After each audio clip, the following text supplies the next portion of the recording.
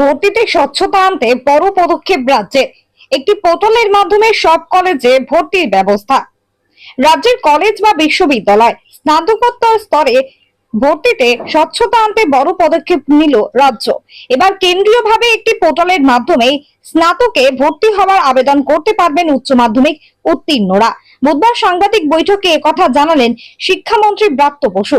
শিক্ষামন্ত্রীর কথায়, দেশের মধ্যে পশ্চিমবঙ্গে প্রথম এই পোর্টাল চালু হলো।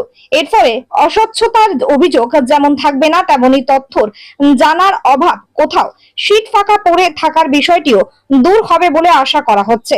রাজ্যের 16টি বিশ্ববিদ্যালয় এবং তার অধীনে থাকা 461টি কলেজকে নিয়ে রাজ্যের উচ্চ শিক্ষা দপ্তর কেন্দ্রীয়ভাবে এই পোর্টালটি চালু করছে। মোট সিট সংখ্যা 9,64,921টি। শিক্ষামন্ত্রী জানান, 24 জুন থেকে পোর্টালে আবেদন করা যাবে।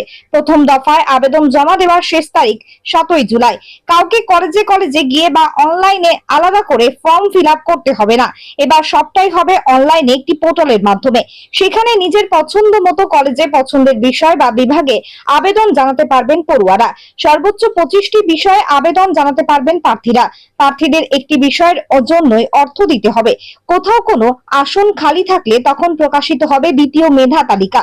শিক্ষামন্ত্রী জানান, সব সরকারি ও সরকার অনুমোদিত কলেজগুলিতে ভর্তির প্রক্রিয়ায় স্বচ্ছতা আনতে দীর্ঘদিন ধরে এই উদ্যোগ নেওয়া হয়েছিল।